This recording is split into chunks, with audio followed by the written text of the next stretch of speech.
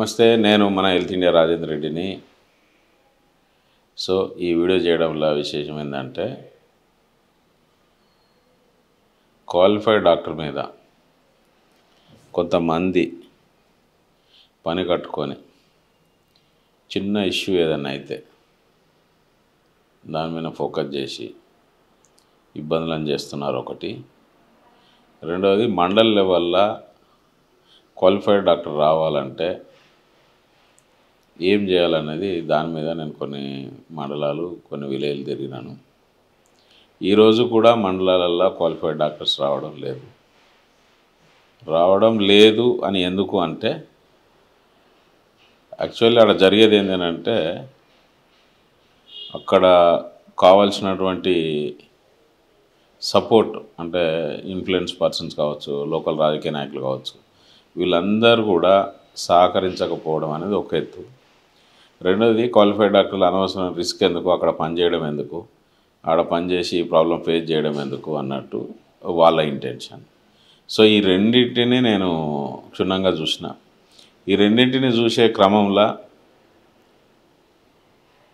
కొంతమందితో నేను ఇంటరాక్ట్ అయ్యి మాట్లాడినప్పుడు, సో కొంతమందితోని వాళ్ళ ఒక చెడు మంచి రెండు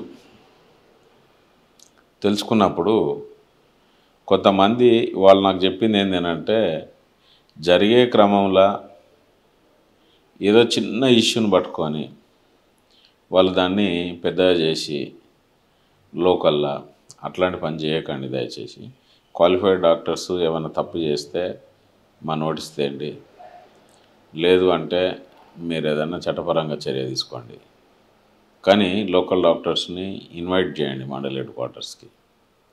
ఎందుకు చెప్తున్నా ఈ విషయాలన్నీ అంటే, మండల్లో 500 నుంచి 1000 రూపాయలు అయ్యేటువంటి ట్రీట్మెంటు జిల్లా కేంద్రానికి వెళ్తే, ఒకవేళ జిల్లా కేంద్రంలో 5000 రూపాయలు అవుతుంది. అదే పేషెంటు, అదే ట్రీట్మెంటు, అదే క్వాలిఫికేషన్ డాక్టర్తో. అక్కడ కూడా ఇబ్బందికరంగా ఉంది, రిస్క్ ఉంది, ఎందుకు నాకు టెన్షన్ అయినా అక్కడ డాక్టర్ అనుకుంటే, అదే పేషెంటు హైదరాబాద్ వెళ్ళాల్సి వస్తుంది. హైదరాబాద్లో అదే ట్రీట్మెంటు, అదే క్వాలిఫైడ్, అదే క్వాలిఫికేషన్ డాక్టర్ ట్రీట్ చేస్తారు అక్కడ కూడా, కానీ 50,000 అవుతుంది. దీనివల్ల ప్రజలకు ఎంత నష్టం జరుగుతుంది? ప్రజలకు నష్టం జరిగితే మనం పట్టించుకోలేని పరిస్థితిలో ఉన్నాం ఎవరైనా కూడా.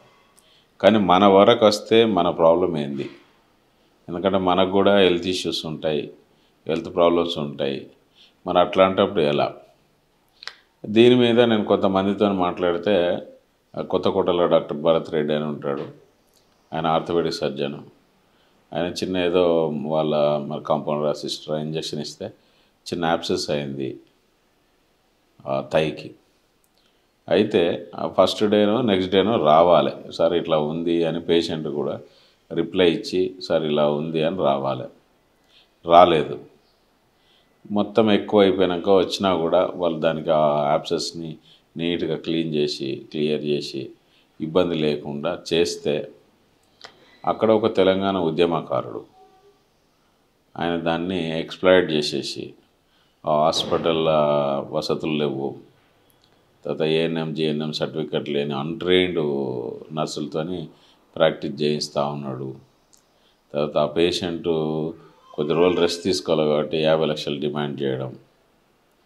ఇట్లాంటి పనులు చేయడం వల్ల ఒక orthopaedic surgeon Mandal headquarter అట్లా వెళ్ళినప్పుడు మనం స్వాగతించేది పోయి ఈ విధంగా ఇబ్బంది పెట్టకూడదు.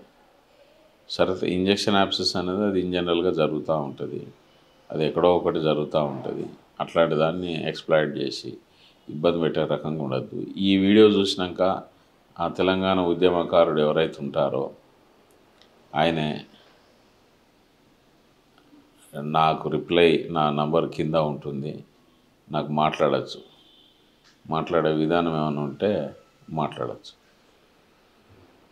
ఇంకోటి ఏంటంటే, ఇలానే ఆర్మూర్లో కూడా ఒక డాక్టర్తో మాట్లాడినా నేను. ఆ డాక్టర్ కూడా అంటే కొంత ఇబ్బంది, ఏంటి ఈ పరిస్థితి అని. అట్లాంటిది కాకుండా కొద్దిగా కోఆపరేట్ చేసుకుంటూ లోకల్ లీడర్స్ ఎవరైతే ఉంటారో, లోకల్ ఇన్ఫ్లుయెన్స్ పర్సన్స్ ఎవరైతే ఉంటారో వాళ్ళందరూ కూడా పద్ధతిగా వాళ్ళను క్లియర్ చేయాలనేది నా ఇంటెన్షన్. అంటే క్లియర్ మీన్స్ సపోర్ట్ చేయాలి క్లియర్గా. రెండోది ఏంటి అంటే కొన్ని గ్రామీణ వైద్యులు అని చెప్పుకునేటువంటి పర్సన్స్ ఎవరైతే ఉంటారో వీళ్ళందరూ కూడా హద్దు పరిధి రెండు లేకుండా ఇష్టం వచ్చిన ట్రీట్మెంట్ చేస్తూ ఉన్నారు. ఇష్టానురాజ్యంగా ట్రీట్మెంట్ చేస్తూ ఉన్నారు. సో వీళ్ళని ఎవరు కట్టడి చేయాలి? కొంతమందితో నేను ఇంటరాక్ట్ అయితే ఏం చెప్పినారంటే, సార్ వాళ్ళు వచ్చినారు కాబట్టి మేము ట్రీట్మెంట్ చేస్తున్నాం, వాళ్ళు రాకుంటే మేమేమో రమ్మంటున్నామా? ప్రజలు వస్తున్నారు కాబట్టి మేము మా ఇష్టారీతిలో ట్రీట్మెంట్ చేస్తున్నాం. ఎందుకంటే వాళ్ళకు డయాబెటిక్ మెయింటెనెన్స్ ఏందో తెలియదు, హైపర్ టెన్షన్ మెయింటెనెన్స్ తెలియదు, థైరాయిడ్ మెయింటెనెన్స్ ఏందో తెలియదు. ఇవన్నీ కూడా వాళ్ళు మొత్తం చేయడం జరుగుతూ ఉంది. ఈ జరిగే క్రమంలో మరి వీళ్ళని ఎవరు కట్టడి చేయాలి? తర్వాత కొంతకాలం ఆ డిఎంహెచ్ఓస్ కానీ లేకపోతే ఈ మధ్యకాలంలో బాగా పాపులర్ పేరు ఏంటంటే తెలంగాణ మెడికల్ కౌన్సిల్ వాళ్ళు. తెలంగాణ మెడికల్ కౌన్సిల్ వారు చేసేది నా దృష్టిలో 0.01% వాళ్ళు చేసేది. ఇంకా వాళ్ళు ఏం పూర్తిగా చేయట్లేదు. రెండోది ఏంటంటే ఎవరైతే Telangana medical council case register చేస్తారో వాళ్ళు స్టేషన్ బెయిల్ తీసుకొని విచ్చలవిడి ట్రీట్మెంట్ చేస్తూ ఉన్నారు. దాన్ని ఎవరు ఫాలోఅప్ చేస్తున్నారు? అసలు ఫాలోఅప్ ఎక్కడవుతున్నది? పోనీ వాళ్ళ మీద నిఘా ఎవరు? వాళ్ళను విచ్చలవిడిగా చేయకుండా ఉండడానికి మన హెల్త్ ఇండియా ముందుకొస్తుంది. దయచేసి చెప్తున్నా గ్రామీణ వైద్యులకి, మీ పరిధి మీ వ్యవస్థ దాటి ప్రాక్టీస్ చేయకండి. మీ పరిధి ఎంతవరకు ఉంటుంది? బేస్ లైన్ ట్రీట్మెంట్ చేసి అక్కడ వరకు చేసుకొని మిగతాది సరే మీకు తెలిసిన డాక్టరో లేకపోతే గవర్నమెంట్ హాస్పిటల్లో లేకపోతే ప్రైవేట్ హాస్పిటల్లో పంపించండి. కానీ దాన్ని ఇష్టానురాజ్యంగా మీరు కనుక చేస్తే ఇబ్బంది పడతారు. ఆ ఇబ్బంది పడే క్రమంలో చాలా పరిశానలు ఉంటాయి. ఆ పరిశాన కాకండి, పరిశాన చేయకండి.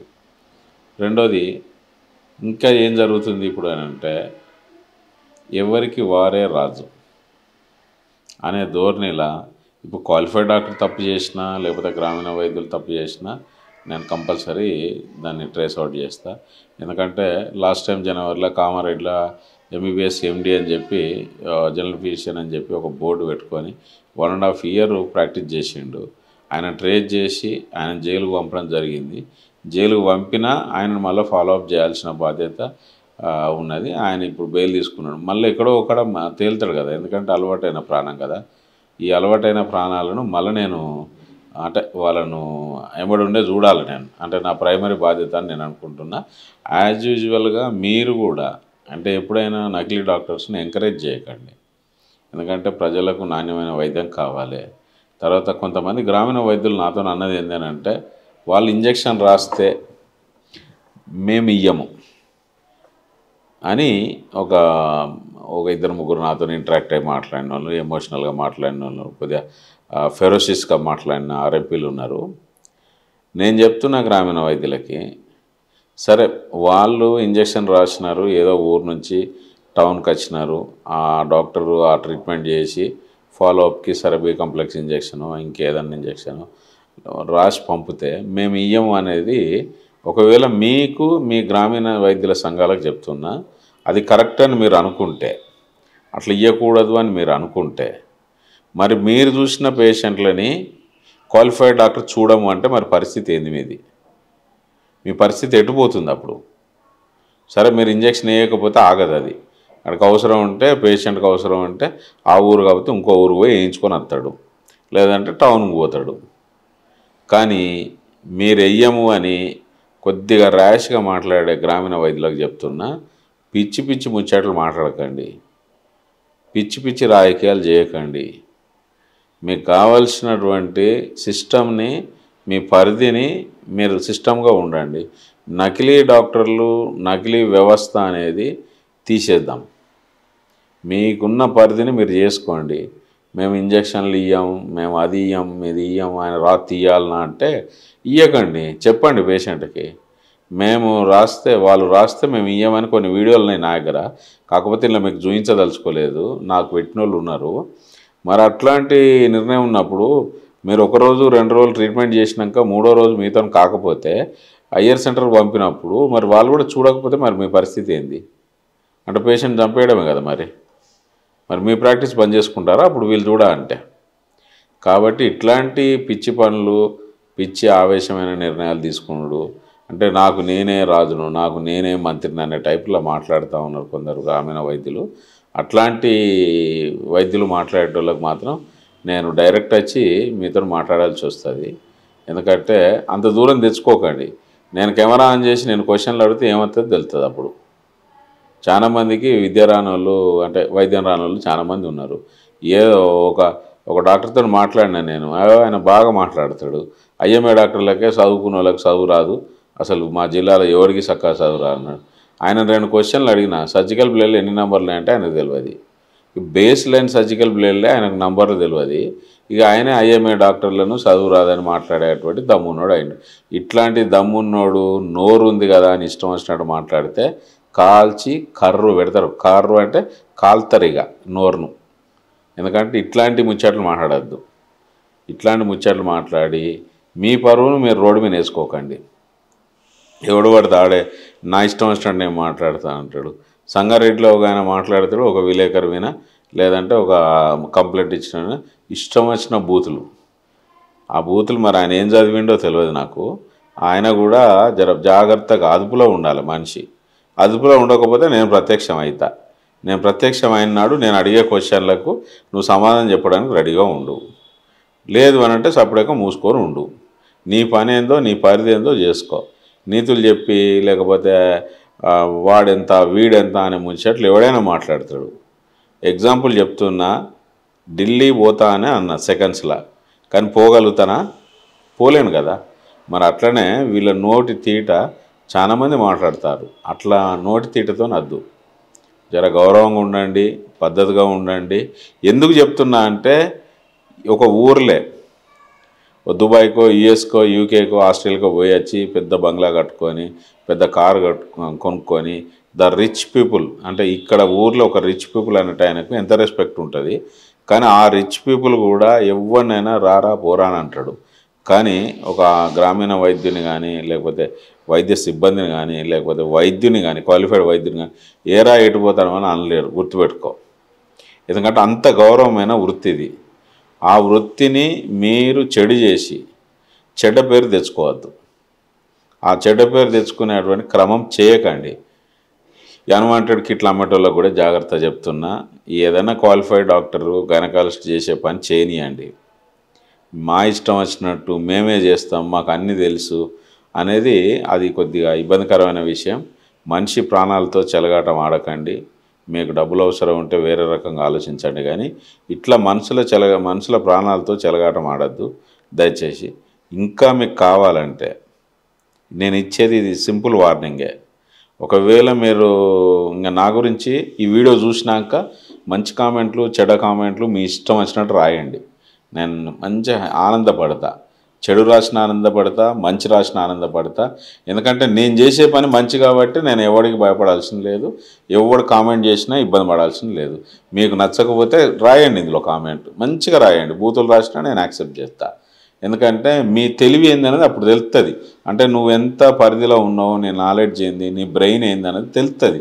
అంటే నువ్వు సొసైటీకి ఎలాంటివి అనేది నీ యొక్క ద మెసేజ్తోని, అంటే నువ్వు నాకు రాసే అటువంటి మెసేజ్ ఏదైతే ఉంటుందో దాంతో నిన్ను ఎవాల్యుయేషన్ చేస్తాను నేను. అంటే నువ్వు ఎంత మంచోడివి ఎంత చెడ్డోడివి అని. సో అట్లాంటిది ఇబ్బంది ఏం లేదు. మీరు అట్లా రాయండి, కానీ గౌరవంగా ఉండండి. ఈ వీడియో చూసినాక చెప్తున్నా నేను స్టార్ట్ అవుతా. ఇంకా ఒక్కొక్కరిని ఏరి పారేయడం అనేది స్టార్ట్ అవుతుంది. ఎందుకంటే మండల హెడ్ క్వార్టర్లకి డాక్టర్స్, క్వాలిఫైడ్ డాక్టర్స్ రావాలి. వాళ్ళు రావాలి అని అంటే local leaders, local influence persons compulsory cooperate చేయాలి. లేకపోతే మనిషి ప్రాణాలతో చెలగాటం ఆడే రోజులు పోయినాయి. ఇక గ్రామీణ వైద్యులకు కూడా నేను హెచ్చరిస్తున్నా, మీ పరిధి వరకు మీరు చెయ్యండి. మీ పరిధి అంటే నేను చాలామంది లీడర్లతో ఇంటరాక్ట్ అయినప్పుడు ఏం చెప్పినారు, లేదు సార్ మేము ఇంతే చేస్తాం. అది తప్పుడు సమాచారం. లీడర్లు చెప్పేది తప్పు. నేను లీడర్లు అందరితో, స్టేట్ లీడర్ అందరితో మాట్లాడినా వాళ్ళు చెప్పే సమాచారం కరెక్ట్ కాదు. నేను ఫిజికల్గా పోయినా వాళ్ళు రాసే ప్రిస్క్రిప్షను, వాళ్ళు రాసే టెస్టులు, వాళ్ళు రాసే స్కాన్స్, వాళ్ళు చేసేటువంటి ట్రీట్మెంటు వాళ్ళు లీడర్లు చెప్పిన దానికి 1000% డిఫరెంట్ ఉంది. అంటే గుర్తుపెట్టుకోండి, వాళ్ళ ఇష్టారాజ్యంగా ట్రీట్మెంట్ చేస్తూ ఉన్నారు. ఇలాంటి ట్రీట్మెంట్ వల్ల కొంతమందికి ఏదో మంచి జరగచ్చు, ఏదో సింపుల్ కేసులల్లో, కానీ క్రానిక్ కేసులల్లో జనాలందరూ ఇబ్బంది పడుతూ ఉన్నారు. దయచేసి ఇట్లాంటి పని చేయకండి. క్వాలిఫైడ్ డాక్టర్స్ని మండల హెడ్ క్వార్టర్కి ఇన్వైట్ చేయండి. సో అప్పుడు కనుక మనకు మంచి వైద్యం అందుతుంది.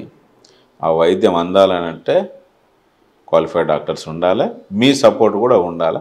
మీ పరిధి వరకు మీరు చేసుకోండి, మిగతాది వాళ్ళతో కోఆపరేట్ చేయండి. Thank you.